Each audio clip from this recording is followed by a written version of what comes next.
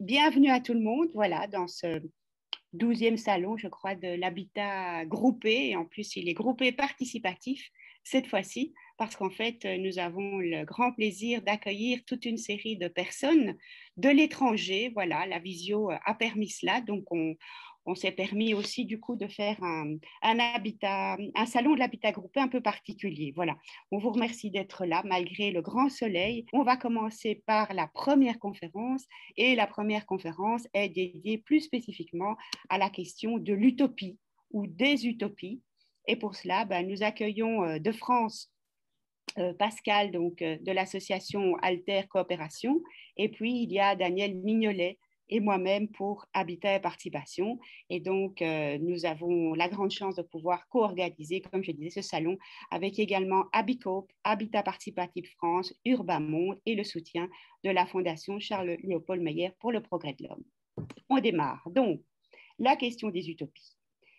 En fait, en quelques mots, on va d'abord vous présenter quelques fondateurs des utopies.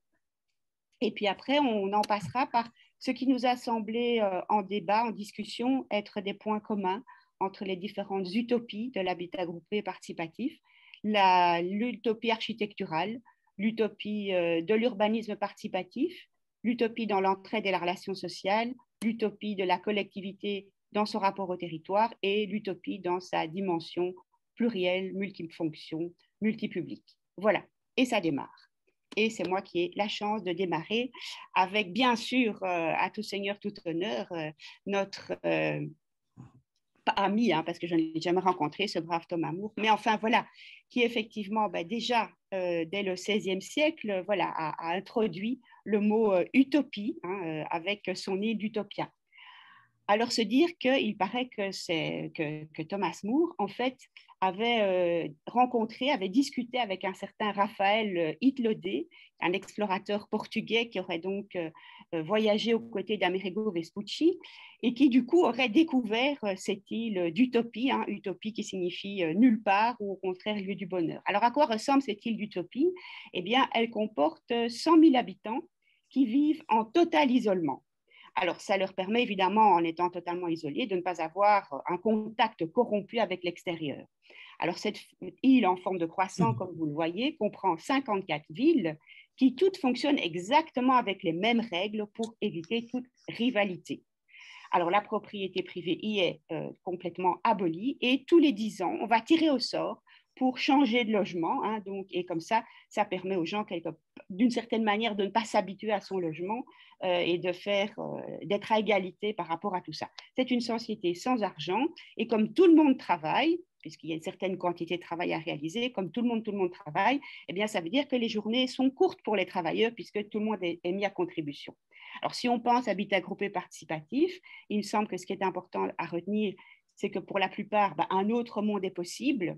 C'est qu'à la fois, oui, il y a une forme de relatif isolement. Hein. On sait aussi que certains, d'ailleurs, critiquent le modèle en disant qu'il y a une forme d'endogamie, mais bon, voilà, une forme d'isolement qui est à la fois cette possibilité de créer l'autre monde et enfin, le besoin, comme vous le savez aussi, de souvent réinventer les règles et les règles communes. Et effectivement, on voit bien que dans les habitats groupés, hein, réaliser ensemble une charte ou un règlement d'ordre intérieur, c'est quelque chose qui se trouve fondamental. Nous avançons un tout petit peu dans le temps. Nous arrivons au 19e siècle avec ce que j'appellerais l'utopie économique et les coopératives avec les fameux pionniers de Rochdale en 1844. Le mot coopérative qui vient du latin coopérare et qui veut dire donc travailler ensemble. Et donc leur objectif, c'est de fournir une alternative abordable aux denrées alimentaires et aux vivres de mauvaise qualité et frelatés en redistribuant les excédents à la communauté. Et donc vous voyez qu'il y a vraiment une idée purement économique. Donc on veut combattre la compétition puisqu'on est dans un modèle économique capitaliste et donc voilà, c'est ça qui est au cœur des coopératives. C'est un mouvement évidemment qui veut aider les ouvriers et pour reprendre les termes de l'économiste belge Paul Lambert, que je cite, en ce qui concerne la coopération, la doctrine précède la science car elle a précédé le fait coopératif lui-même.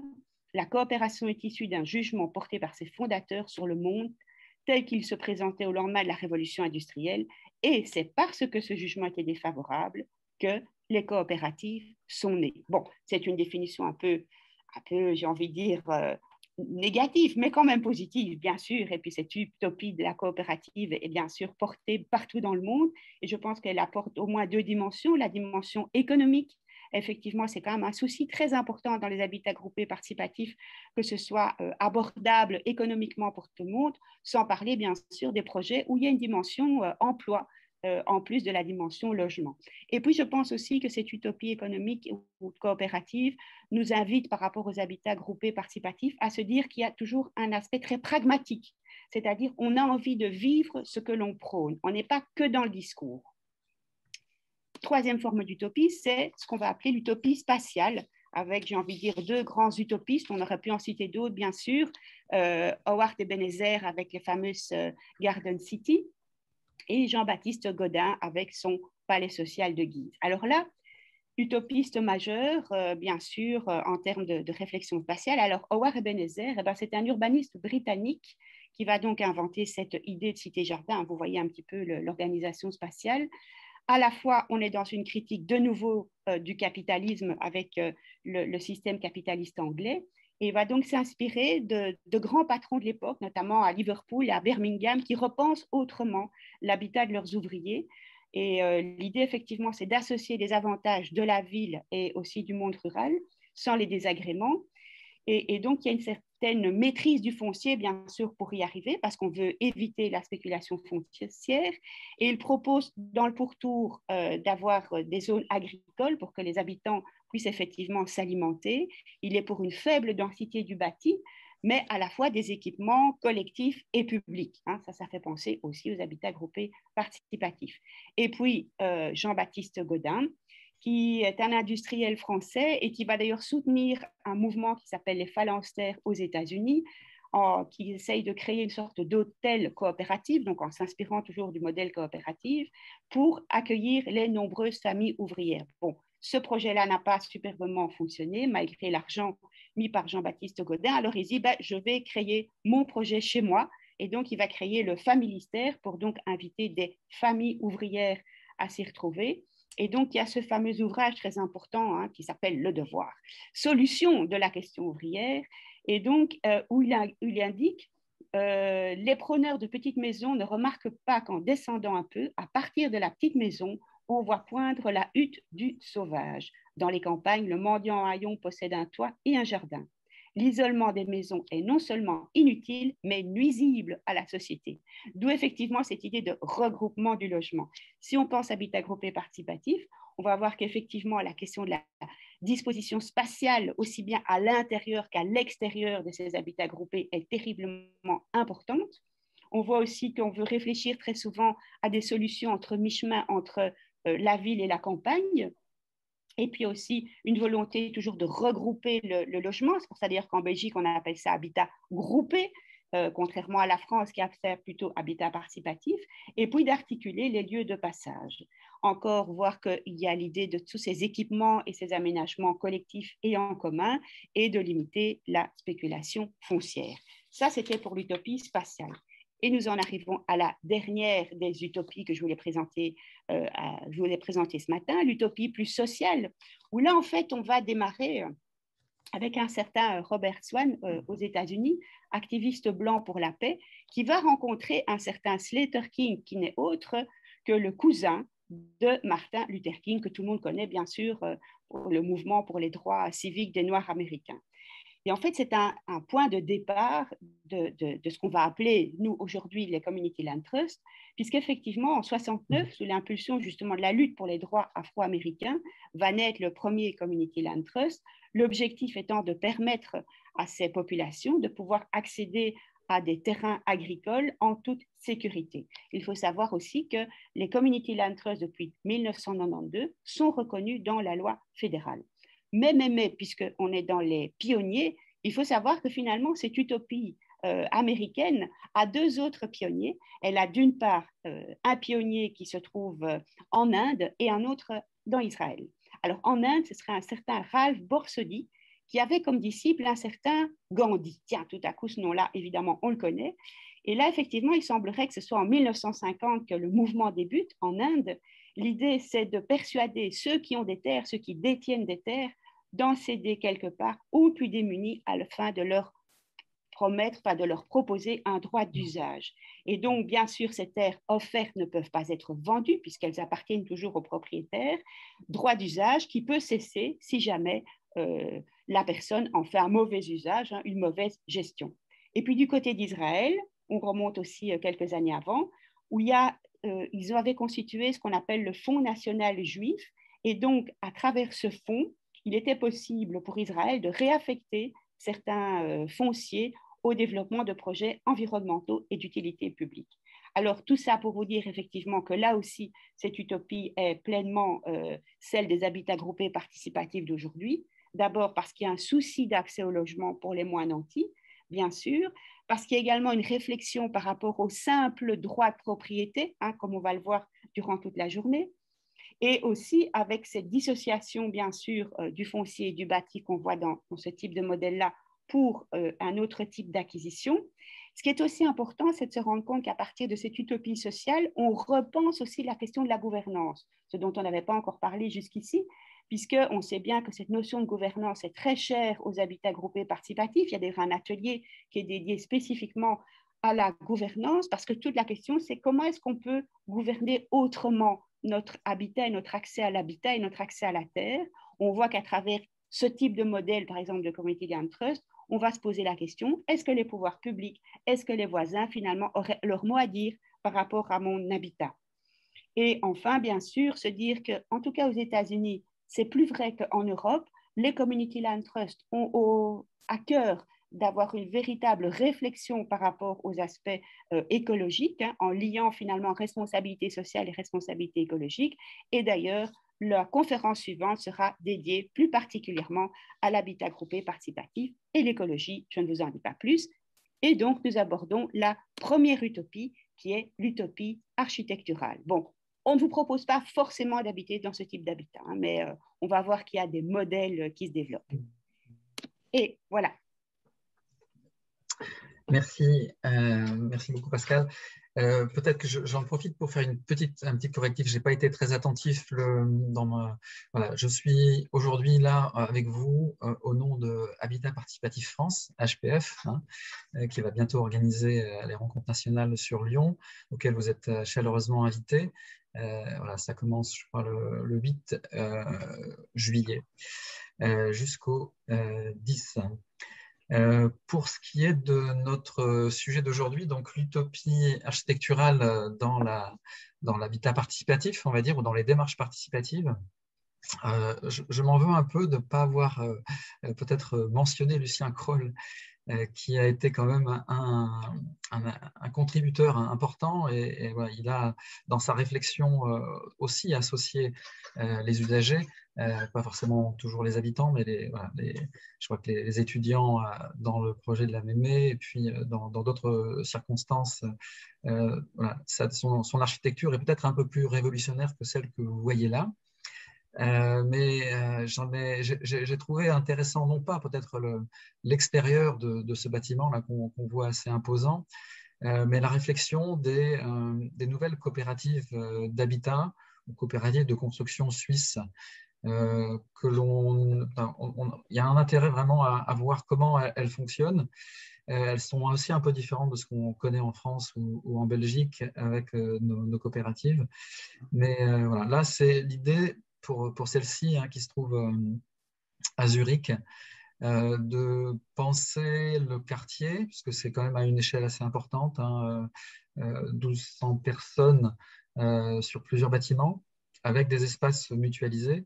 Et ce que j'ai trouvé intéressant, alors il y a une ambition, en fait, une grande ambition dans la performance énergétique, hein. Ce sont des bâtiments qui font moins de 100 watts de consommation. Donc 200 kilowatts, non 2000 kilowatts, pardon, excusez-moi. Donc c'est des performances environnementales, c'est souvent du bâti passif en fait, hein. Et là dans un quartier industriel, donc là c'est aussi intéressant quand on transforme, on part d'un espace qui n'est pas résidentiel et qu'on veut y apporter la fonction logement. voilà, de penser l'articulation et les circulations, les transports, voilà, tout ça est pensé. Là, vous voyez sur la photo de droite, c'est peut-être un élément qui est souvent négligé, c'est les espaces de circulation. Où dans l'escalier, ben, on voit aussi les appartements. Il y a une possibilité d'être en interaction dans ces espaces de circulation. Euh, on voit, alors il y a bien sûr les besoins traditionnels, hein, pourquoi les habitants, les Suisses et les Zurichois ont des besoins classiques de logements familiaux, de logements euh, pour, euh, pour les personnes seules, mais il y a aussi une réflexion un peu nouvelle. Je te demande de passer la page si tu veux bien. Alors, moi, je suis en capacité de le faire.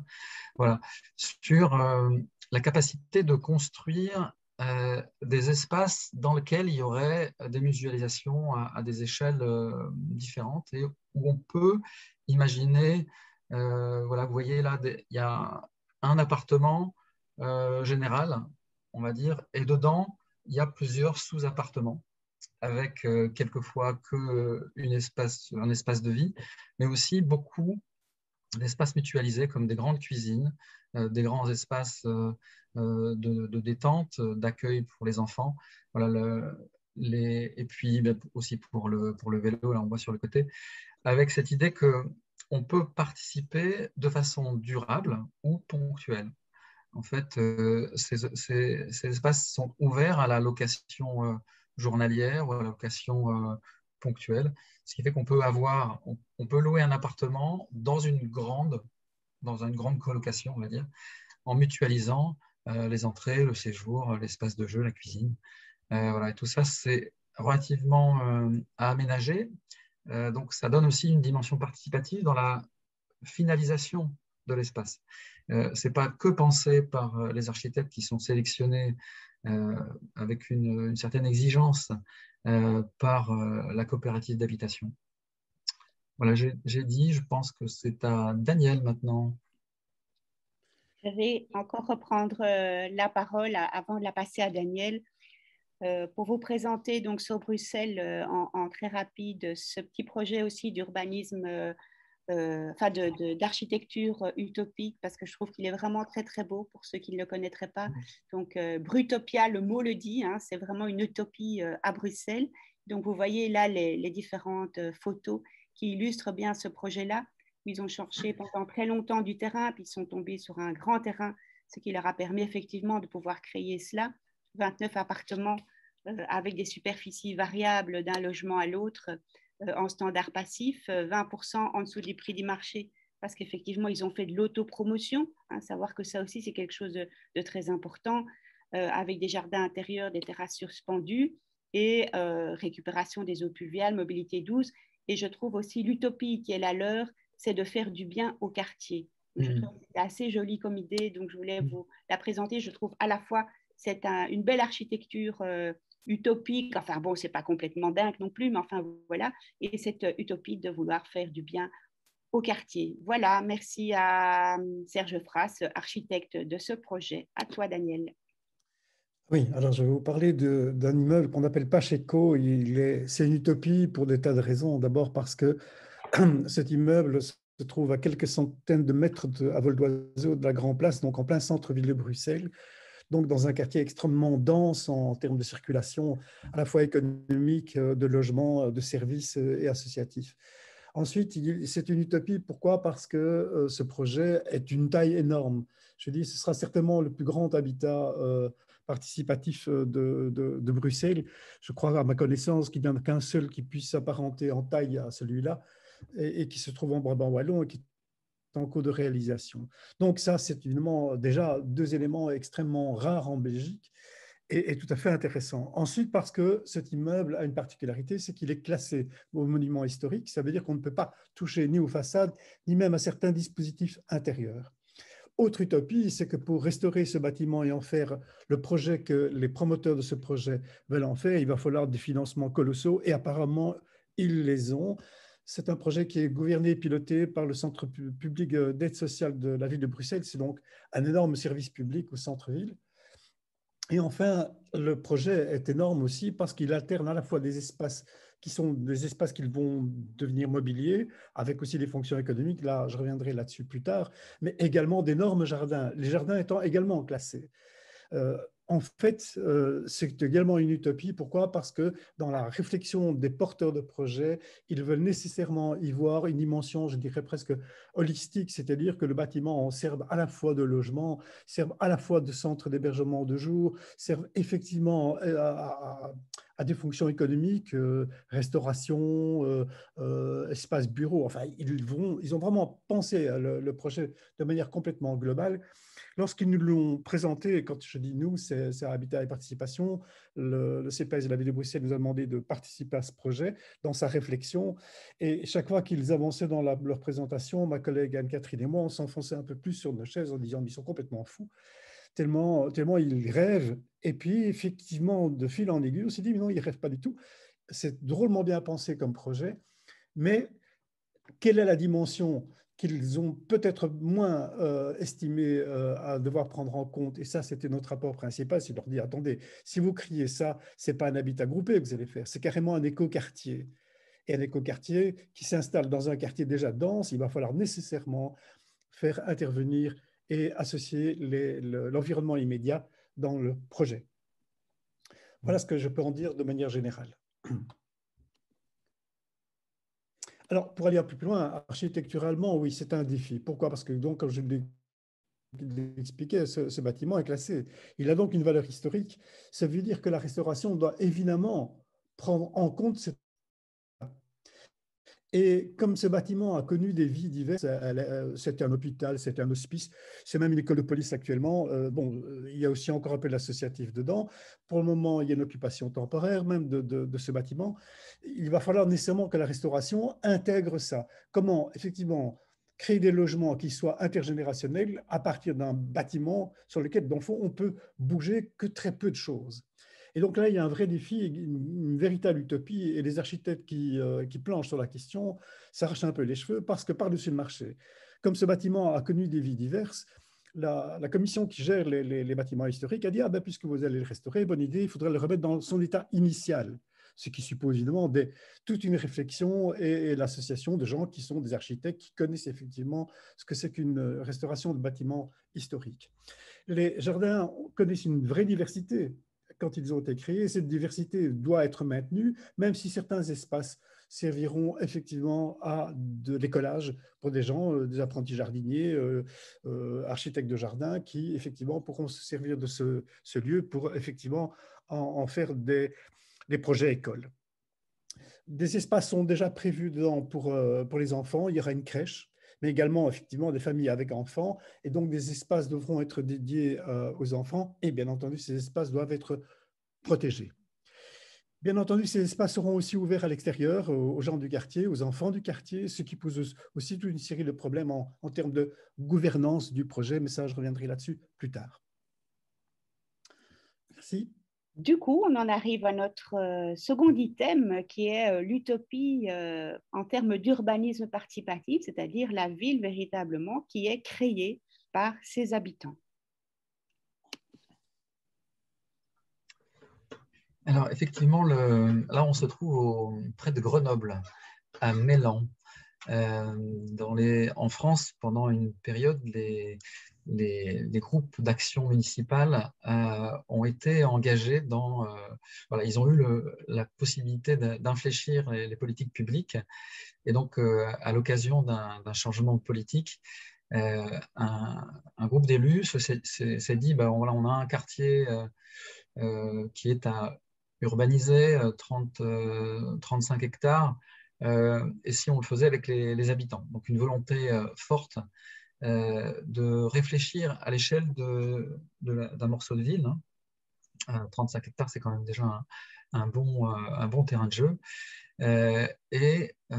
Pour aider ces habitants à prendre conscience enfin, de ce qui est possible de faire, une sorte d'occasion, ça s'appelle des ateliers participatifs d'urbanisme, hein, où les habitants des Béalières et ceux qui envisageaient éventuellement de la région de Grenoble d'y habiter ont pu participer pendant un an, 2 ans à la réflexion sur comment on fait une ville et comment on peut tirer profit de l'existant pour tisser entre l'ancien et le nouveau un quartier agréable.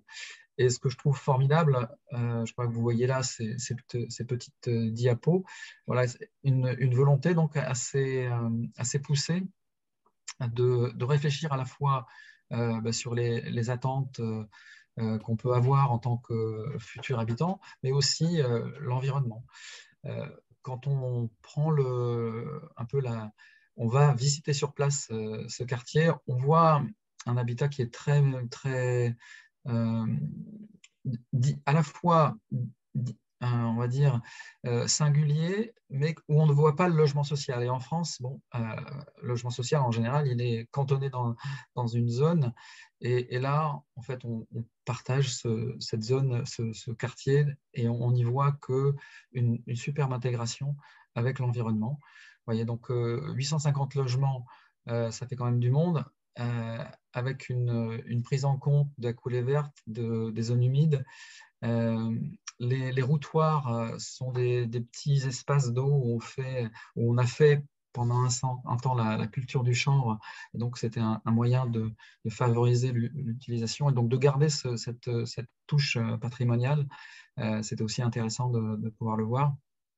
On voit des habitats de formes différentes, mais aussi des statuts différents. Donc, même dans l'habitat groupé, dans l'habitat participatif, il y a eu plusieurs projets, dont 2 sont encore opérationnels. Un pour le locatif social, qu'on vous voyez là. Ça, c'est du logement social en France dans les années 80, où il y a une bonne dizaine de familles qui vivent encore toujours ensemble, qui ont conçu leur logement et qui l'ont fait construire par un bailleur social. Et puis, il y a un projet aussi participatif avec une dizaine de logements aussi, Elix, voilà, qui est aussi ouvert sur le quartier. Il y a aussi cette notion-là qui était assez sympathique, c'est de dire, en fait, bien que les gens possèdent leur habitat, enfin, Elix possède leur bâti, en fait, ils ne possèdent que les murs plus 1 mètre. Et le reste public. Et cette notion-là de public-privé, elle permet aussi de traverser cet habitat groupé, presque de... Voilà, il y a des dispositifs qui sont plutôt... qui sont naturels, qui font cette limite entre le privé, le collectif et puis le public. Voilà, voilà, l'un des éléments aussi intéressants, c'est cette école qui est ouverte sur le quartier avec ses jeux, sa cour qui reste accessible. Voilà, aujourd'hui, on aurait du mal à imaginer ça. C'était fait déjà dans les années 80. Pour le reste, voilà, j'ai tout dit. Ouais, les locaux communs résidentiels, voilà, la loi française le permet. Beaucoup de bailleurs sociaux ne l'utilisent plus aujourd'hui, mais ça permet de faire des locaux communs en allouant 1 mètre carré ou 2 mètres carrés par habitant.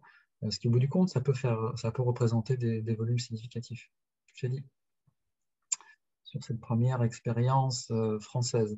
Et là, on est à une autre échelle, parce que c'est une politique de la ville qui est pérenne depuis 30 ans, quoi. Depuis le départ des troupes françaises. Alors, vous imaginez peut-être voilà, les bâtiments qui sont un peu réguliers, c'est les casernes qui remontent même avant l'arrivée des troupes françaises. C'est les casernes allemandes peut-être du 19e siècle, donc avec des choses qui étaient assez vétustes. On aurait pu être tenté de tout raser et de tout recommencer.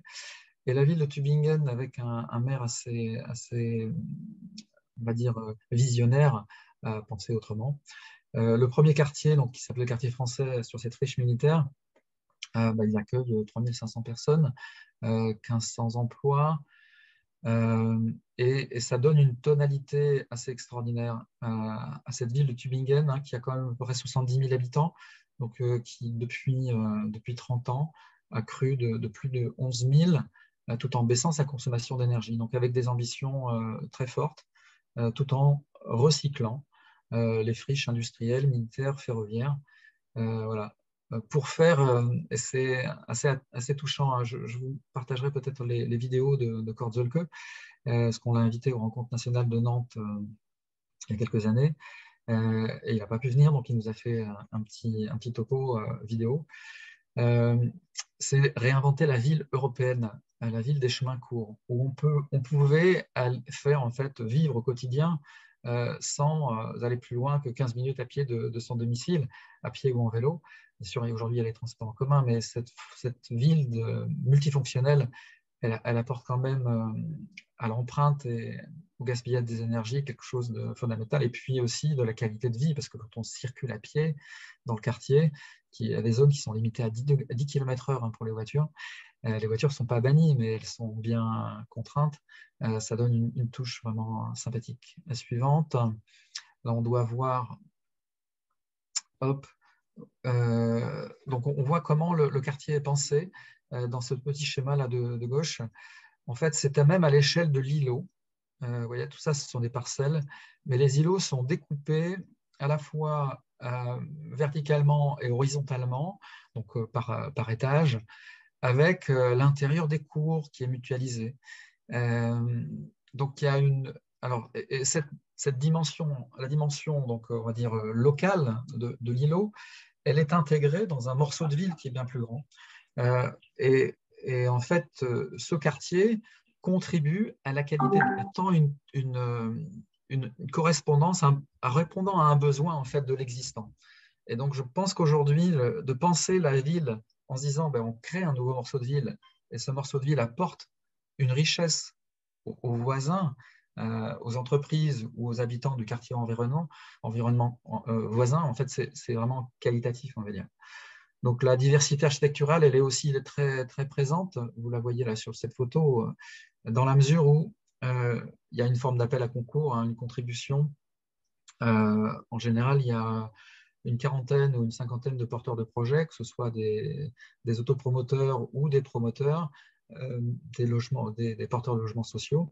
Et c'est celui qui apporte la qualité, on va dire, le petit plus, en fait. On ne vend pas au moins cher, enfin, celui qui va vendre le terrain le plus cher, au contraire, hein, qui va dire, moi, le terrain, je le prends pour 1 million d'euros. Non, non, on va le vendre pour celui qui apporte le petit plus qui va faire que ce quartier soit un quartier de qualité.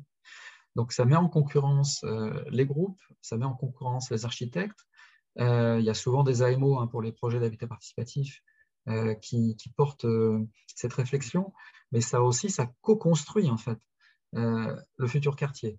Et ça montre que tous ces acteurs vont non seulement le concevoir, le construire, mais aussi le faire vivre demain. Voilà, donc et quand on est au premier rang et qu'on n'arrive pas à mettre en œuvre son projet dans 3 mois, c'est celui qui est au deuxième classe, hein, le rang 2, qui prend la suite et voilà, dans un esprit de faire vite. Et en fait, ces quartiers sont construits plus rapidement que beaucoup de quartiers, écoquartiers français aujourd'hui, parce que l'initiative individuelle, elle complète l'intention politique. Voilà, j'ai dit. C'est très joli ce que tu viens de dire, Pascal. L'initiative individuelle qui complète l'intention politique.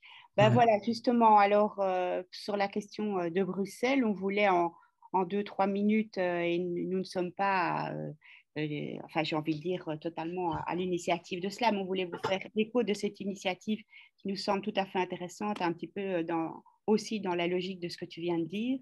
Avec ce projet donc de Fairground, où l'idée c'est effectivement de créer sur Bruxelles une coopérative immobilière, qui est d'ailleurs créée depuis décembre, avec un capital financier. Et donc l'objectif c'est d'acheter des espaces locatifs, principalement acquisitifs, mais c'est parce qu'il y a un vrai besoin bien sûr de locatifs sur Bruxelles, et de créer du logement pour des personnes à faible revenu, avec cette logique qui croise à la fois la logique de la coopérative, où chacun, quelque part, a un droit de décision, un homme, une voix, et la logique du Community Land Trust, surtout sur Bruxelles, ou pour ceux qui ne le sauraient pas, et n'hésitez pas à écouter notre toute dernière conférence, on va en parler, où le comité bruxellois est véritablement soutenu par les pouvoirs publics avec des financements publics. Donc c'est exactement la formule que tu viens de consacrer et qui effectivement est à la base, je pense, de cette initiative de Bruxelles Fairground. Et donc, voilà, coopérateurs bienvenus, et la ville se construit donc aussi grâce à eux, à nous, à vous. Du coup, nous en venons à l'utopie suivante, qui est l'utopie en matière d'entraide et de relations. Alors, je ne sais pas si certains d'entre vous ont vu apparemment ce film. Moi, je ne le connaissais pas. Je suis tombée sur la publicité en préparant ce PowerPoint, mais voilà, du coup, ça m'a donné envie de voir ça parce que je me suis dit, tiens, ça peut être bien. Mais bon, je donne donc la parole à Pascal pour nous présenter cette utopie d'entraide et de relations dans les projets européens, les habitats groupés participatifs. À toi, Pascal. Merci. Oui, merci pour la petite invitation à lire, à voir le film Les Grands Voisins. Je connais le projet, mais j'ai intérêt à voir le film aussi.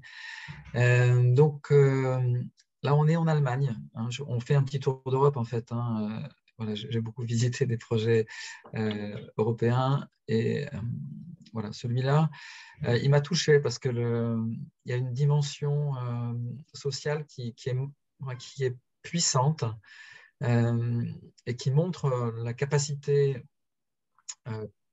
collective, en fait, au-delà même de ces 33 unités d'habitation. Hein, c'est tout le quartier qui porte une dimension de solidarité. Là, vous voyez, vous voyez donc l'un des trois bâtiments. Donc on se situe à peu près à quelques 5-10 km de Bonn. Et le terrain est il est modeste, hein, 3500 mètres carrés. Un grand jardin, et la particularité déjà, c'est de se dire ce jardin, il ne sera pas parcellisé, il sera partagé en permanence, donc il est sanctuarisé. La notion collective, c'est important. Et il répond à des besoins, on va dire, de logements divers, avec quand même à la fois des familles et puis pas mal de personnes seules. Et la particularité, c'est que assez vite après avoir construit leur premier bâtiment, le groupe, la coopérative Marilis s'est dit on va aussi créer un espace pour les personnes avec handicap, porteuses de handicap. Et comme on a un peu la fibre solidaire, on va voir si, avec les voisins du quartier, on ne peut pas faire fonctionner cette maison, cette villa Emma. Et dans la villa Emma, il doit y avoir une dizaine ou une quinzaine de personnes avec handicap, avec des handicaps parfois très, très sérieux, hein, tétraplégiques, et puis d'autres avec des handicaps qui sont un peu moins forts. Et la particularité, c'est que ils organisent, peut-être qu'on parle après, donc peut-être que je vais revenir. Déjà, au niveau architectural, il y a aussi une touche qui est assez sympathique, c'est cette passerelle, en fait, hein, qui relie les bâtiments. Et donc, quand on habite au premier étage, on n'avait pas besoin de descendre pour aller chez son voisin dans l'immeuble à côté. Je trouve que c'était bien vu. Si tu veux passer à la suivante, on verra plutôt cet aspect de la... Voilà. Donc, le collectif a construit on le voit pas forcément dans sa globalité, mais on voit une personne qui habite la Villa Emma. Et donc, les voisins habitant à Marilis ou les voisins du quartier, hein, qui se rencontrent aussi sur le jardin qui est ouvert au quartier, ont pris depuis presque une dizaine d'années, ils s'organisent pour préparer les repas midi et soir de la Villa Emma. Et je trouve que c'est assez touchant de voir comment la solidarité dans l'âge, elle peut être incarnée. Hein. Cette visite, je l'ai faite avec une association française qui s'appelle À l'âge et qui fait la recherche pour favoriser l'habitat senior. Voilà. Et aujourd'hui, les circonstances, en fait, ce qui est aussi intéressant, c'est la résilience. En fait. Le groupe a pris conscience que l'un de ses membres, atteint d'Alzheimer, ne pouvait plus rester là. Et ils se sont dit, en fait, la Villa Emma, elle ne suffit pas. Il faut faire un truc supplémentaire. Donc, il l'appelle Amaryllis Plus. Et en gros, c'est une unité Alzheimer qui va s'implanter sur le terrain pour accueillir des personnes Alzheimer. Et ils ont pris conscience en fait que la rupture qui s'opérait avec leur ami, qui perdait déjà ses repères dans la vie quotidienne, et il y avait une deuxième couche qu'elle était obligée de partir en dehors de son lieu de domicile, de ses amis. En fait, cette coupure-là aggravait encore sa condition de santé. Voilà, donc ils ont pris sur eux l'idée de porter un troisième projet voilà, pour accueillir leur ami atteint d'Alzheimer. Alors, cet habitat se veut à la fois solidaire et intergénérationnel. Alors, intergénérationnel, mon Dieu, ça, c'est pas trop compliqué puisqu'ils ont décidé d'allouer des espaces à des étudiants, à des personnes âgées, même des personnes effectivement véritablement en fin de vie. Je rappelle, comme ce lieu a été un hôpital, ils vont pouvoir récupérer toute une série de dispositifs d'accès facile et de mobilité facile pour les PMR, par exemple, et également, bien entendu, des ménages classiques et moyens comme vous et moi pour le moment. Ça, c'est une dimension qui est importante et il compte beaucoup, bien entendu, sur cette typologie pour faire en sorte que des liens se créent entre les personnes et que cette solidarité s'installe. Alors, bien sûr, la solidarité ne s'installe pas sur base d'un décret. On peut toujours dire qu'un habitat est solidaire, il n'est pas nécessairement dans les faits parce qu'on l'a simplement énoncé tel quel. Et donc, le projet prévoit toute une série d'actions, d'abord en termes d'espace. D'abord, chaque typologie, donc les personnes âgées, les ménages moyens, ainsi que les jeunes, les étudiants, vont bénéficier d'espaces collectifs propres.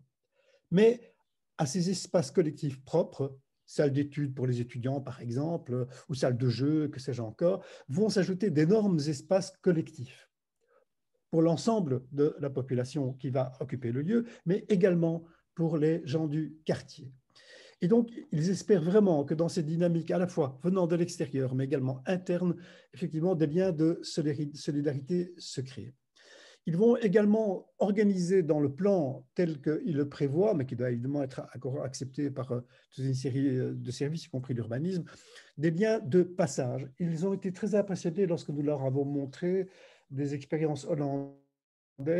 Pascal, ça te rappellera quelque chose.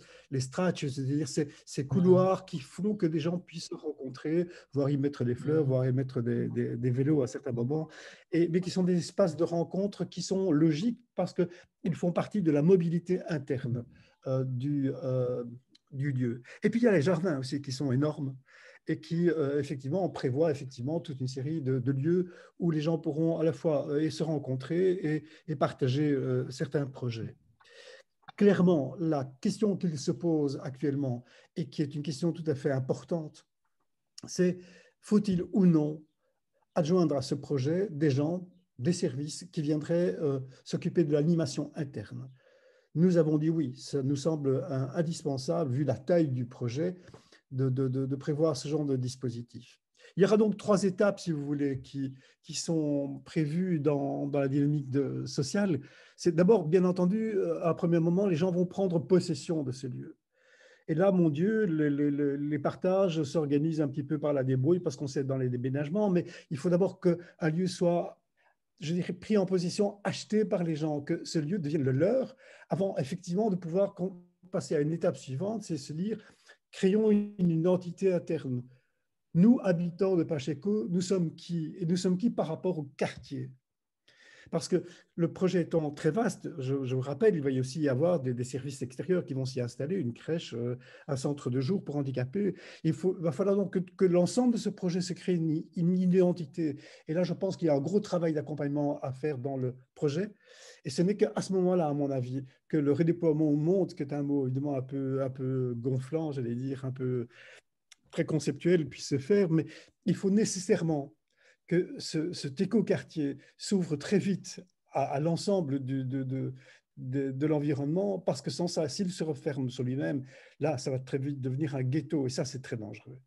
Et donc, il faut à la fois penser le projet, et c'est comme ça qu'il est réfléchi actuellement, à la fois dans qu'est-ce que nous allons mettre en place pour que des liens internes de solidarité se mettent en place, Quel projet commun peut-on créer, en sachant qu'il va y avoir une forte altérité dans les occupants, altérité même au niveau financier, parce qu'il y a des gens qui vont entrer dans ce projet et qui seront des gens effectivement aidés socialement par rapport au loyer, alors que d'autres paieront un loyer classique par rapport au coût bruxellois actuel, les coûts qui sont de plus en plus élevés, parce que Bruxelles rejoint de plus en plus le coût de location au mètre carré des grandes capitales, Londres et Paris.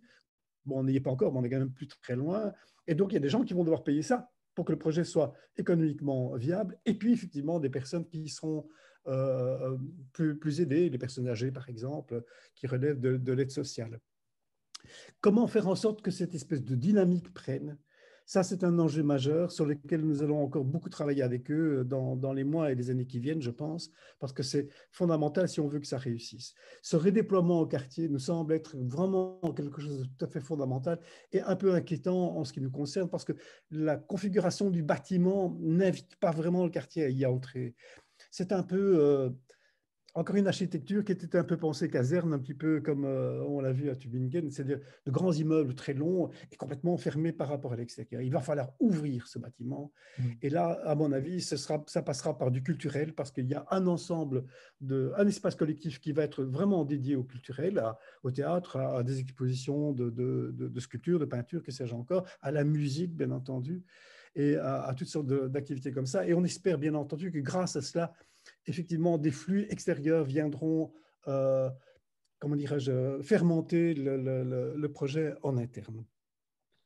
Voilà ce que je peux en dire au niveau du lien social interne. C'est à construire.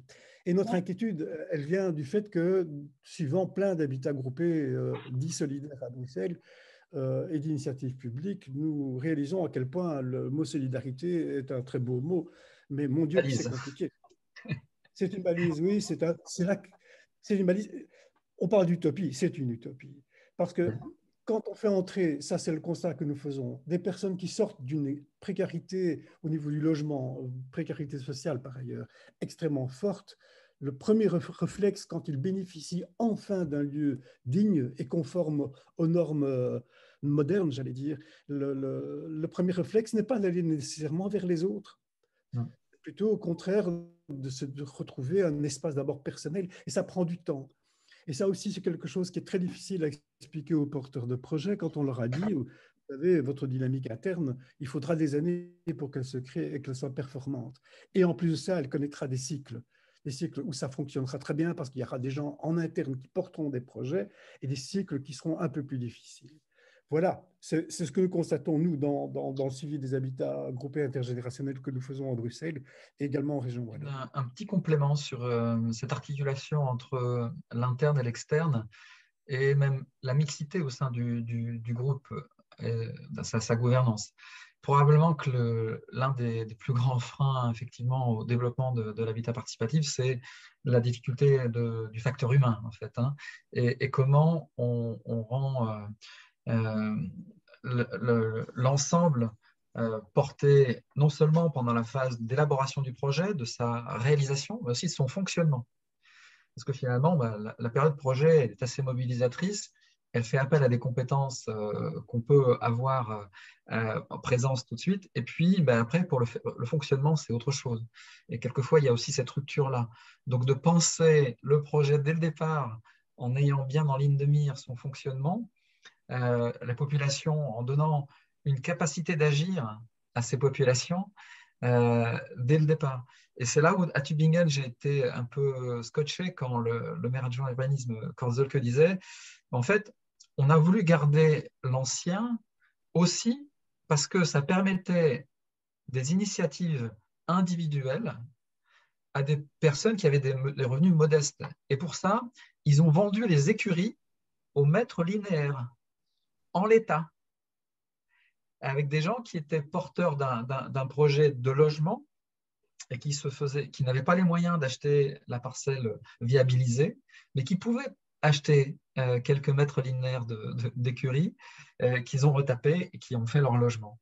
Donc, avec une intention individuelle d'accéder, des moyens limités, et une collectivité qui rend possible, parce qu'elle ne s'adresse pas à un promoteur qui prend tout le package et qui essaie de le valoriser au plus, mais qui découpe son morceau de ville en petits morceaux pour faire en sorte que les initiatives individuelles qui sont nécessaires pour apporter de l'énergie à un projet collectif plus grand puissent s'exprimer. Et de ce fait, on a dès le départ, dans la phase de conception du projet, un profil de porteur de projet qui est différent, qui vient s'agréger et qui trouve sa place. Et donc, il y aura plus de facilité dans son fonctionnement ultérieur parce qu'il aura été un peu un fondateur, en fait. Hein. Et la rupture entre les fondateurs qui ont cette vision et ceux qui vont pouvoir faire vivre le projet, c'est une articulation qui ne peut pas être que pensée intellectuellement, mais qui doit être mise en œuvre de façon concrète le plus en amont possible. Voilà. Oui, mais là, je te suis tout à fait. Une des difficultés que nous constatons quand nous accompagnons des projets de ce type-là, même plus modestes, c'est que l'appropriation du lieu, la possession, si vous voulez, est parfois compliquée parce qu'on fait entrer dans un immeuble qui a été magnifiquement pensé selon les normes actuelles. Où ce sont des lieux où vous pouvez schématiquement entrer avec votre brosse à dents et votre bouteille de vin rouge et un verre, et c'est bon, tout a été pensé au départ. Alors l'appropriation est une demande extrêmement difficile parce que ce sont des lieux dans lesquels vous ne pouvez pas changer quoi que ce soit. Et ici, c'est ce qu'on a recommandé, nous, aux porteurs de projet, c'est de demander, mais permettez quand même que des gens entrent dans cet immeuble et puissent se l'approprier, c'est-à-dire effectivement bouger des choses qui sont peut-être fondamentales. Je ne parle pas des salles d'eau ou de la cuisine, mais que dans les espaces de vie, les gens puissent effectivement être prégnants sur leur lieu de vie. Ça, c'est une idée qui n'a pas été très bien reçue, je dois dire. Et en discutant beaucoup avec les porteurs de projets, ils ont au moins accepté l'idée que pour les espaces collectifs, ce soit le cas, que ces espaces collectifs ne soient pas complètement et totalement pensés par les architectes, que les gens puissent réellement se dire, eh bien, nous mettons les meubles où nous voulons et nous mettons des cloisons là où nous voulons les mettre. Et ça, c'est très, très compliqué à faire passer à des porteurs de projets qui pensent évidemment en architecture intérieure, avec effectivement les contraintes qui sont les leurs en termes de sécurité, des choses comme ça. Mais ça nous semble indispensable parce que dans certains habitats groupés que nous suivons, le lieu a été tellement bien pensé que l'appropriation ne se fait pas, ou très difficilement. Parce que personne n'ose toucher à quoi que ce soit, parce qu'on dit, oh là là, la cuisine est magnifiquement pensée, avec des tacs électriques extrêmement modernes. Si on y touche et qu'on casse quelque chose, qu'est-ce qui se passe? Et donc, on souhaitait, mais c'est un souhait de notre part, je ne suis pas du tout certain qu'on soit suivi, qu'au moins les espaces collectifs puissent être réellement appropriés par les personnes et définis par eux, même si, effectivement, au fur et à mesure que les cycles de vie vont s'étendre, ces lieux seront modifiés en fonction des besoins des personnes à ce moment-là. Mais ça, c'est très difficile à faire passer. Et ça me semble vraiment nécessaire. Et on leur a dit, et là, ils sont d'accord, ça c'est magnifique, c'est que lorsque des gens seront pressentis pour entrer dans l'immeuble, qu'ils puissent en même temps rencontrer les architectes et discuter avec eux et avec les porteurs de projets. Quels sont leurs besoins, quelles sont leurs attentes, quelles sont leurs visions. Et à mon avis, ça, c'est un facteur de succès. Tout à fait. Bien, je vous propose de continuer dans notre exposé commun, collectif, voilà, entre le groupé et le participatif. Donc voilà, l'item suivant qu'on avait identifié dans notre discussion, Pascal, Daniel et moi, c'est qu'il y a aussi un autre type d'utopie qui est l'utopie de la collectivité et de la collectivité dans son rapport au territoire, dans son rapport au quartier. Voilà. Alors là, on est parti au Danemark, qui est un peu peut-être l'un des pays qui a été précurseur pour imaginer une autre façon de concevoir son habitat et son voisinage. Et l'initiative, il y a même un Français, Pierre Lécuel, qui a été l'un des premiers constructeurs de son projet. Donc, on se situe pas à Copenhague, on est plutôt à l'est de Copenhague, dans le Jutland, à quelques 10 km d'Aarhus, et un terrain à la fois qui a été acheté, mais aussi une partie qui est louée. L'ensemble faisait, quand je suis allé 23 hectares. Et on voit les premières maisons construites plutôt par des autoconstructeurs individuels, quoi, presque. Hein. Des gens qui avaient l'intention d'avoir un impact sur leur environnement minimum, de tester une forme d'autonomie à la fois énergétique. Hein, ils font des recherches pour produire de l'énergie avec moteur Stirling, mais ils ont aussi des grands espaces agricoles. Et ils ont imaginé leur projet on va dire, en développement successif. Donc, en ayant trouvé, donc ils sont peut-être à 500 mètres du village, ils ont fait notre éco-village, mais nous, on est les premiers porteurs du projet et on invite d'autres à venir nous rejoindre. Donc, ce premier groupe de pionniers a construit sa maison, leur maison, et puis ensuite, d'autres sont venus. Aujourd'hui, quand je suis visité en 2014-2015, il y avait déjà à peu près 200 personnes. En mixité, peut-être tu peux passer la suivante si tu veux. Là, on voit la maison des seniors, je crois. Donc, à droite, vous voyez des maisons un peu plus petites. Là, on voit des espaces communs,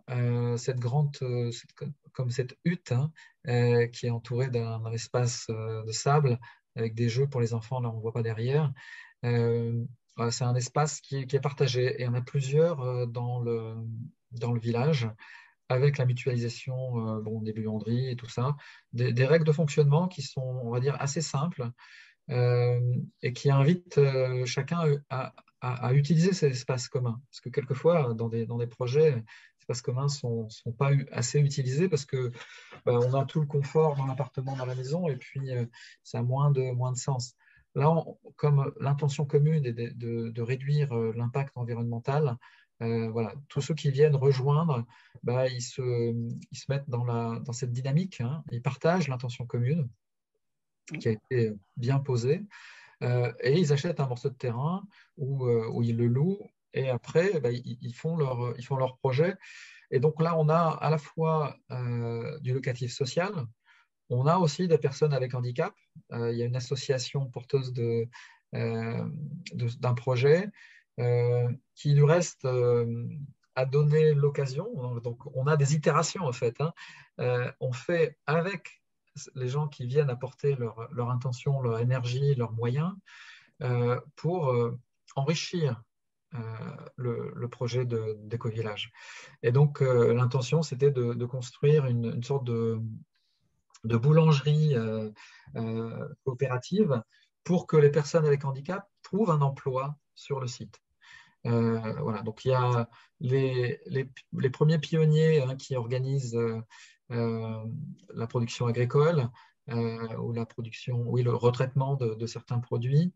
Et puis, on se dit comment on peut intégrer aussi des personnes avec handicap en leur donnant un espace où ils peuvent travailler. Bon, je ne sais pas comment l'idée est arrivée de construire cette boulangerie participative, mais en tout cas, ça montre une capacité en fait, à faire évoluer de façon incrémentale. En fait. Quand l'intention est posée, elle est partagée, chacun contribue et peut enrichir de façon tout à fait inattendue, surprenante. J'ai rajouté la petite phrase de Mark Twain, hein, il ne savait pas que c'était impossible, mais en fait, peut-être que ce serait impossible à faire dans l'état final. Et donc, mais ça devient possible quand les énergies se convergent et qu'on se laisse du temps pour se connaître, pour porter ensemble et pour enrichir l'espace. Dans ce que tu disais tout à l'heure, Daniel, d'avoir des espaces à finir, ça vaut aussi bien pour les logements, mais ça vaut aussi pour le quartier. C'est-à-dire de penser qu'on va, avec un master plan, peut-être toujours arriver au résultat attendu et qu'il y aura par miracle quelqu'un qui va faire tourner la mayonnaise et qui va prendre, ça ne marche pas aussi facilement que ça, en fait, parce qu'il y a besoin de beaucoup d'ouverture pour que ça fonctionne et de trouver la place pour les initiatives individuelles, collectives et l'inattendu qui viendra parce que quand un espace comme ça s'ouvre, en fait, c'est comme s'il était agrégateur, il était inspirant aussi, pour d'autres de venir mettre leur énergie et de se dire, bah, je vois bien ça en complément. Qu'est-ce que vous en pensez? Et ce dialogue-là, il permet de tisser le lien qui va être fondamental dans le fonctionnement ultérieur du projet. J'ai dit. Oui, alors quand on parle de territoire, et je vous rappelle, le bâtiment se trouve au centre-ville de Bruxelles, c'est sa particularité et ça posait tas de problèmes. Alors, je regardais, Pascal, ce magnifique truc au Danemark avec des panneaux solaires, mais sur le bâtiment, il est classé, il n'est pas question d'y mettre des panneaux Je solaires, sais bien, oui. encore moins une éolienne. On n'imagine pas non plus des panneaux solaires sur l'hôtel de ville de Bruxelles, quoi. Et il faut accepter ça. Alors, là où la réflexion pour le moment des porteurs de projets est réelle en termes d'énergie, c'est vont-ils récupérer le dispositif de chauffage, par exemple, existant ou simplement le moderniser ou bien carrément le changer? En tout cas, il y a une réflexion qui est déjà très, très loin au niveau de la pensée architecturale sur la capacité qu'aurait ce bâtiment, par exemple, à récupérer des eaux et faire en sorte que les eaux tombant sur les toitures servent effectivement à l'arrosage des jardins, parce que les jardins sont énormes là-dedans. Alors, dans les archives, ils ont retrouvé, et c'est très intéressant, que ces jardins avaient été bien, bien, bien pensés en termes de diversité. Et donc, ils sont ravis de devoir effectivement les respecter parce que, effectivement, ces jardins avaient été bien pensés à l'époque, et ce n'est pas hier, de manière à favoriser cette diversité. Alors, au niveau du territoire, bien sûr, le vrai problème, on l'a déjà évoqué, c'est éviter l'effet ghetto et faire en sorte que ce bâtiment qui est fermé soit ouvert. Et donc, il y a, et ça on peut le voir sur la photo, c'est vraiment le grand immeuble qui se trouve à gauche quand on regarde la diapo. Il y a là une énorme salle. Cette salle fait translation entre l'extérieur et l'intérieur des bâtiments. Et donc, cette salle va être consacrée à des tas de choses et principalement va être confiée en termes de gestion, de restauration à des privés, restauration qui se voudra sociale, donc à prix faible, et également de lieux de rencontres culturelles. On peut mettre à peu près 200 personnes dans cette salle, assises et un peu plus encore quand les gens sont debout. Et donc, on n'explique pas beaucoup de cet espace-là pour qu'il soit vraiment l'espace de translation entre l'extérieur et l'intérieur. En faire en sorte que, par exemple, tous les intervenants extérieurs passent nécessairement par ce lieu. Ce qui est une bonne idée parce que c'est un lieu où on va pouvoir mettre toute une série d'informations, d'affichages et des choses comme ça. Il y aura bien sûr des connexions Internet, que ce lieu sert vraiment de lieu de passage sans que ça devienne pour autant la salle n'est pas perdue du palais de justice ou une salle n'est pas perdue dans une gare. Il s'agit quand même bien d'en faire un lieu extrêmement vivant. Donc on compte beaucoup sur ce lieu-là pour créer une animation à la fois en interne et en externe. Ensuite, il va falloir, et ça c'est comme ça que c'est déjà réfléchi en termes de gouvernance du projet, c'est associer dans la gouvernance du projet non seulement les habitants, bien entendu le centre public d'aide sociale qui est quand même le propriétaire et le gestionnaire du lieu, mais également les acteurs du quartier. C'est-à-dire effectivement le comité de quartier local, les pouvoirs cléricaux qui sont pas très loin, l'associatif local, et toute une série de gens qui voudraient s'impliquer dans la gouvernance. Alors, est-ce que cette gouvernance sera vraiment une gouvernance qui aura un pouvoir de décision totale? Ça, je ne le pense pas. Mais quand même, un pouvoir d'influence et de concertation, ça, par contre, c'est déjà décidé. Il faut bien entendu que les gens qui vont venir faire des activités dans ce lieu aient dès lors, effectivement, aussi un pouvoir de parole et de décision sur le lieu. Donc, il est déjà décidé au départ que les acteurs culturels qui, par exemple, voudraient mettre en place des activités dans le site participent dès le départ à la réflexion sur l'architecture, sur la gouvernance intérieure. Ça, c'est déjà décidé. Et quand même venant d'une initiative qui est, je vous rappelle quand même, une initiative publique, eh bien ça, c'est quand même un sacré progrès par rapport à ce qu'on a connu auparavant. Et donc, effectivement, là, il y a aussi une utopie. Comment faire rencontrer des logiques qui sont à la fois des logiques sociales, politiques, philosophies différentes, comment faire en sorte que tout ça se fasse dans l'harmonie. C'est un vrai défi et on espère bien que le projet va le réussir et qu'on y sera pour quelque chose, si tant est qu'on est encore impliqué dans le projet au moment où ça se fera. Quoi qu'il en soit, je ne peux que constater que dès aujourd'hui, ces contacts se font, ces écoutes réciproques se font, et se font effectivement de manière extrêmement sereine, où effectivement ce gros pouvoir public est quand même réellement à l'écoute de ce qui se passe dans le quartier et des gens. Il compte même mettre en place très vite toute une série de dispositifs de communication sur ce qui va se passer dans ce projet, avec des campagnes d'affichage, de présence sur les marchés publics, que sais-je encore, de manière effectivement à faire en sorte que les gens du quartier soient impliqués dans la réflexion, dans cette rénovation qui va se produire seulement dans 1 an ou 2. Pour le moment, les fonds nécessaires ne sont pas encore totalement réunis. Voilà ce que je pouvais en dire à ce stade-ci. Alors, voilà le dernier item qu'on vous a concocté, Pascal, Daniel et moi, qui sont les utopies plurielles, c'est-à-dire le multifonction et le multipublic.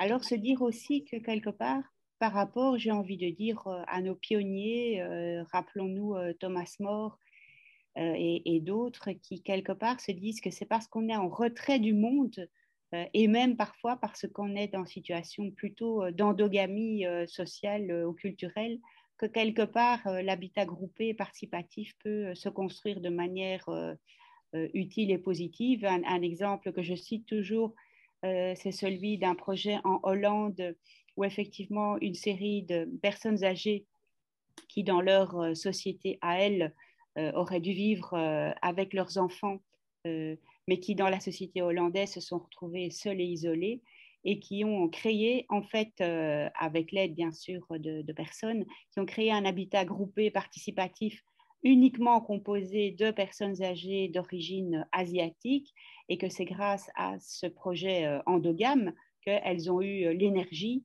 qu'elles ont retrouvé l'énergie pour pouvoir mettre en place une petite boutique avec de la vente de produits asiatiques. Et donc, je pense que cette question de la mixité, elle est loin d'être neutre. C'est aussi une sorte de leitmotiv aujourd'hui des pouvoirs publics. Vive la mixité, faisons de la mixité. Sans mixité, il n'y a pas de bon projet. Et je pense qu'il faut prendre tout ça avec des pincettes, avec recul. Ça ne veut pas dire que toute mixité est à bannir. Ça ne veut pas dire qu'il n'y a pas des projets mixtes qui fonctionnent superbement, que ce soit de l'âge ou d'autres types de mixité. Mais voilà, je pense qu'il y a vraiment du questionnement par rapport à ce dernier point qui est l'utopie plurielle. Et donc, si vous avez aussi des questions, n'hésitez pas, le chat est toujours à votre disposition, ou bien, comme Myriam, vous levez la main, on vous donne la parole. C'est une visioconférence table ronde et on a du plaisir à vous entendre aussi.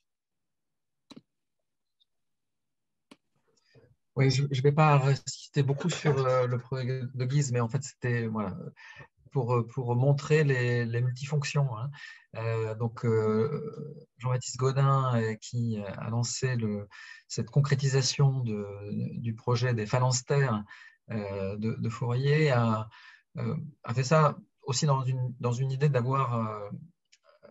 rendre un peu, de donner à ses ouvriers, on va dire, un logement décent. Pour beaucoup, c'était la première fois qu'il y avait l'eau courante.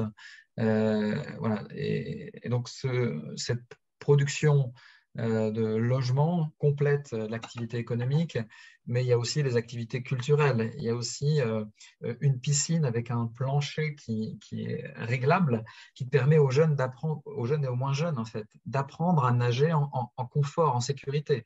Il y a une salle de cinéma. Donc, la notion de la vie, qu'est-ce qui est utile, comment on peut, dans une philosophie peut-être un petit peu paternaliste du temps des hygiénistes, mais d'augmenter la qualité de vie, le confort de ces salariés. Voilà, je n'ai pas beaucoup plus de choses à vous dire là-dessus, mais c'était un palais social dans le sens où c'était une prise en compte par Jean-Baptiste Gaudin de ce que des individus, ces salariés, ne pouvaient pas s'offrir. Ils vivaient dans des conditions misérables et on a des logements. Alors là, ils ont remis un peu de clinquant dedans, mais voilà, ce sont des logements qui étaient au moins décents. La suivante, si tu veux, Pascal. Voilà, là, on est donc on est en Hollande. Et la démarche est un peu différente parce que c'est des porteurs de projets qui, dans les années 90, se rassemblent autour je sais pas, je m'en viens en anglais, d'une dessinatrice. Elle fait de la décoration intérieure, Marlène Kapteyn, et elle est touchée par le rapport Brundtland qui dit on ne peut pas continuer à utiliser les ressources comme on fait aujourd'hui, il faut vraiment penser la ville différemment. Et donc elle rassemble, ou elle invite des urbanistes, des architectes, des paysagistes, des écologues à réfléchir, voire à faire un petit concours. Et le projet qui émerge s'appelle le projet Eva Langsmer. Elle demande à des collectivités, celle qui veut accueillir ce projet. Et il y a une petite ville, à Culemborg, qui dit bah oui, pour moi, c'est nickel. Si le projet est vraiment environnemental, peut-être qu'on peut arriver à l'installer au-dessus de la nappe phréatique de ma ville. Vous voyez, si le projet tient ses ambitions, peut-être qu'on peut l'installer là. Et c'est ce qu'ils font. Donc, en gros, il y a une parcelle qui est là sur le sud de la photo, qui est à 2 pas de la gare, qui va pouvoir être développée.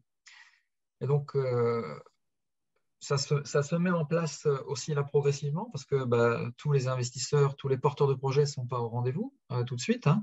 Mais en tout cas, ceux qui font partie du noyau profitent de la compétence des architectes pour se former à l'architecture, à la construction, aux conséquences en fait de l'acte de construire sur le bâtiment, sur la maîtrise des eaux usées, des eaux noires. Donc, comment on fait pour traiter tout ça?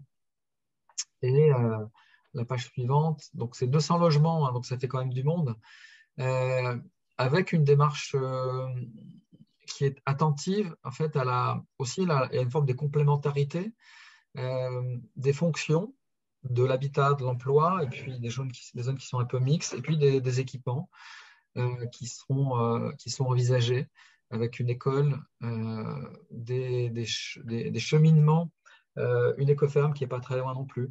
Donc tout ça, ça fait un écosystème qui est ouvert et qui donne une capacité pour des porteurs de projets avec des objectifs qui ne sont pas forcément exactement les mêmes, mais qui sont intégrables dans l'intention initiale. Voilà un projet de seniors, hein, ou une structure qui porte plus de 30 appartements seniors, voilà, qui est en interaction dans ce quartier et qui a des sortes de petits cercles comme ça, hein, qui a construit son système de voisinage entre seniors, mais ouvert sur le quartier en interaction avec l'école, en interaction avec les autres services de la collectivité. Et tout à l'heure, tu disais, Daniel, les notions de transition et d'ouverture. En fait, vous imaginez, vous voyez, il y a des circulations, là, il y a des lignes de fuite qui permettent aussi de trouver ces espaces interstitiels où on peut se réunir, on peut se croiser. Les enfants du quartier, ils sont tous en capacité de retraiter, enfin de jouer dans l'eau qui est avec les roseaux, tout le traitement de l'eau par phytosanitaire qui est assez efficace et qui permet aussi de jouer dans l'eau sans la gaspiller, quoi. Voilà, donc un beau projet qui est vraiment invitant. Vous voyez les espaces, je crois que ça c'est la maison de Marlène Kapteyn, qui est le dedans, dehors, la mix, enfin, le tissage en fait. Je crois que peut-être le point le plus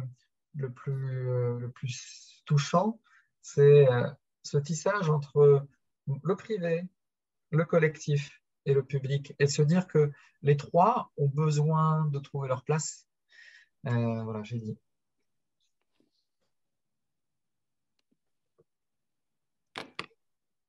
Oui, on revient toujours à Pacheco. Vous voyez une autre image, elle est très belle. Et, je vous rappelle, hein, ce que vous voyez là, c'est un toute petite partie du bâtiment, hein. Vous avez ça multiplié par 3, hein. Alors, bon, bien sûr, comme c'est déjà évoqué, il y aura diversité des habitants. Ça va créer effectivement une densité nouvelle dans le quartier, ce qui pose quand même un problème aussi en termes de circulation et de densité du trafic. Il va nécessairement falloir trouver dès lors un équilibre démographique interne au bien vivre du projet. Équilibre, ça veut dire effectivement des proportionnalités qui soient acceptables, qu'il n'y ait pas en tout cas un groupe dominant. Ça me semble tout à fait important. Alors, la typologie qui est prévue aujourd'hui, mais qui peut encore être soumise à variation, hein, entre-temps, c'est qui les futurs résidents? Ben, d'accord, des étudiants, je l'ai dit, et en grand nombre. Des familles solo aussi, parce que c'est une forte demande à Bruxelles. Le nombre de parents solo, et hommes et femmes, hein, avec ou sans enfants, mais surtout avec enfants, la demande est extrêmement forte, elle est croissante tout le temps. Nous avons des demandes chez HEP quasiment de manière quotidienne par rapport à ces familles-là. Des ménages sans enfants, pourquoi pas, des personnes âgées, et puis effectivement des non-résidents. Euh, en centre de jour et crèche, bien entendu. Ça, c'est la typologie qui est prévue actuellement. Elle peut encore être soumise à variation. Et c'est intéressant de parler de soumise à variation. Pourquoi? Parce que quand on parle d'utopie, et ça en est une sacrée utopie, ce qui est le plus frappant, c'est que très clairement, les porteurs de projets veulent associer très vite à la fois les futurs bénéficiaires internes et les gens du quartier dans la réflexion autour de cette rénovation, tant en termes d'aménagement urbanistique que d'activités socioculturelles, de liens avec le quartier. Quand même, il faut quand même bien se souvenir, mes collègues d'HEP anciens ne me démentiront pas, c'est que si nous avions dit, nous, ça, il y a 15 ans à des autorités publiques, ils nous auraient écouté d'une oreille distraite en disant, OK, ça c'est vraiment typiquement de l'utopie, de travailleurs sociaux ou de rêveurs. Aujourd'hui, ça se fait à Bruxelles. Et ça se fait partout. Et ça, c'est vraiment nouveau. Alors l'utopie, ben, elle est en train de se réaliser. Quand je disais en départ de l'entretien que ma collègue et moi, nous étions complètement à un moment donné effondrés en disant mais ils rêvent tout à fait là, ces porteurs de projets, et qu'on a découvert que non, ils ne rêvaient pas. On s'est dit ah ben oui, le monde change. En tout cas, le monde bruxellois change et le monde wallon, parce que nous en connaissons, change aussi. Et donc, ce qui était une utopie il y a encore 10 ans est en train de se mettre en place aujourd'hui. Et ça, c'est vraiment un signe d'espoir, vraiment, qui me semble vraiment tout à fait significatif. Il y a un dernier élément peut-être qui manque et qui est encore une utopie, en tout cas chez nous, peut-être pas en France. C'est que nous constatons par contre qu'il est extrêmement difficile pour un ménage ou un groupe de ménages qui pense à un projet d'habitat groupé de pouvoir collaborer avec les autorités publiques, avec les grands acteurs publics du logement à Bruxelles. Ça reste encore vraiment une utopie. Et nous espérons bien que dans les années à venir, ça va changer. Parce que c'est un besoin.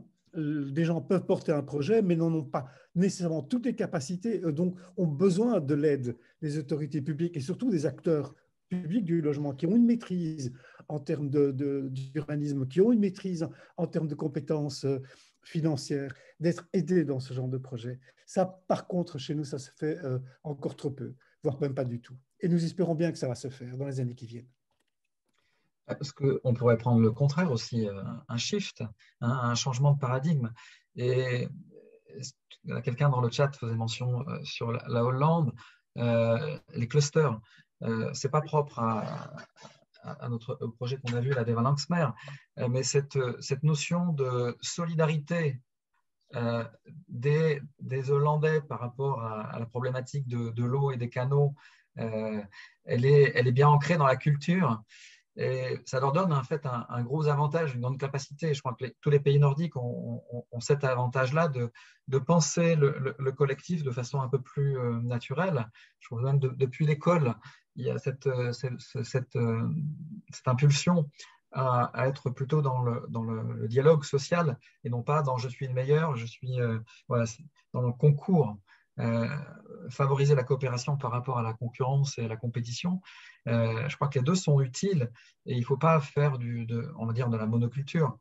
et je reviens par rapport à ton petit schéma là sur Pacheco, l'urbanisme, le musée, faire d'une ville un musée, ça touche ses limites parce que la ville-musée, ce n'est pas la ville durable, quoi. Et la ville de demain, c'est une ville qui intègre l'ancien, son histoire, mais aussi des formes de modernité, d'oser faire différemment. Les musées qui jouxtent les deux sont plus riches que des musées qui sont totalement pétrifiés, quoi. Donc j'espère que nos architectes, les architectes en France, on appelle les ABF, hein, les architectes de bâtiments de France, pourront ouvrir, non pas laisser faire tout et n'importe quoi, mais essayer de marier l'innovant, ce qui peut être utopique aujourd'hui et qui ne sera probablement pas demain, pour faire des expérimentations et de se dire qu'on a besoin d'expérimenter quelquefois pour confirmer les hypothèses et que ça fait avancer la réflexion collective et qu'il n'y a pas un architecte urbaniste ou un élu ou un porteur de projet d'habitat participatif qui a la réponse, mais c'est cette ouverture et ce dialogue qui peut permettre de faire advenir des choses nouvelles. Voilà. Oui, je te suis tout à fait. Le projet Pacheco, dans le fond, dans sa réflexion, c'est comment faire du neuf avec du vieux, et en respectant le vieux et son histoire, parce que c'est quand même porteur. Je veux dire, c'est quand même les gens qui vont entrer dans ce projet, qui vont y habiter, vont arriver dans un lieu qui est tout à fait extraordinaire, hein, qui est très beau, il faut le savoir, avec des bois tout à fait sublimes, une charpente tout à fait extraordinaire, et qui s'apparente d'ailleurs aux charpentes de bateaux, c'était le modèle de l'époque. Ils vont donc vivre dans un lieu qui est extrêmement beau, qui a une histoire, et cette histoire, on espère aussi qu'elle va alimenter la sociologie interne et la culture interne qui va s'en dégager. Et c'est ce qu'on en espère, évidemment, bien entendu.